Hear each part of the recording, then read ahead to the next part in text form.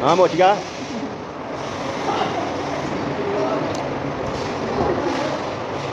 वो आंदे ने मेरी ना बनाई मैं कह रही हीरा मंडी भेजनी इधर आओ ठेकेदार साहब क्या बात है बहुत बढ़िया तो यार ने अपने उस्ताद फन्ना होरी क्या बात क्या ढेडे ना माशाल्लाह खांदे ही बड़ा ने ये चौरी अब्दुल्ला पिंडे भी चौरी होंदा है मुंशी साहब ने वेखा काम होंदे ने सकून नाल मंजियां ते बैठे ने क्या बात अल्लाह ने दित्तियां ने गाजरां दे विच ना बारा किवें जी हां जी अल्लाह दिंदा है भाई अल्लाह क्यों नहीं बड़ा बेनियाज है मौला पाया कर रहे हैं जी भाजी क्या हाल है ठीक हो खुश हो तबीयत से ठीक है ये भाजी कटाई हो रही है कादी डबल कलर माल की कटाई हो रही है हां क्या बात ओ उस्ताद पाई होंदे जुतियां डब्बियां च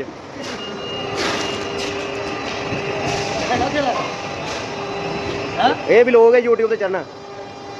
क्या बात है ने दो घटानू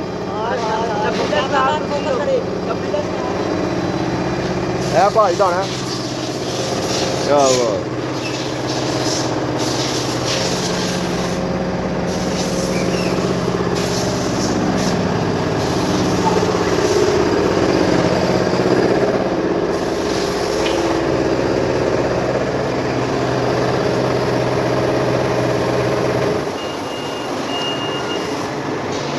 ये जेल है जेल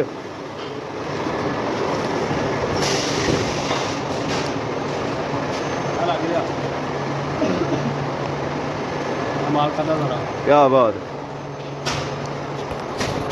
गलबात भी करना महंगा हो हाँ माल से यार है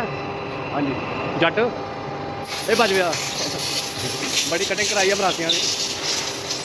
ताजी मरासियां की कटिंग कराई हो हाँ जी 1000 रुपया तो नहीं लेने थे नहीं वो 2-3 घंटे लाए उन्होंने आवाज कटन से हाँ जी तोता कटन भाजी 11 बजे आए सर बाजवा साहब सुनाओ काम ठीक जा रहा ये बंद आ रहा माल सही आ रहा ना माल बड़ा नरम आ रहा अच्छा काम है सही नहीं हो रहा मेरा काम पसंद नहीं आया नहीं करना तो गेट खुला कारोबार करते फिरते ने वो की कर रहा है की कर रहे हैं ए माछी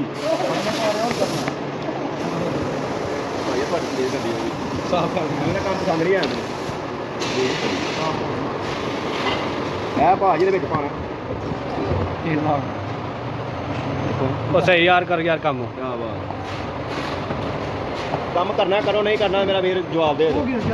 गेट खुला है तेरे वास्ते छोटा गेट जाने कुंडी ला के बाहरों कुंडी ला दो ये चाहिए सर तू है देख तस्वीर में ला के रख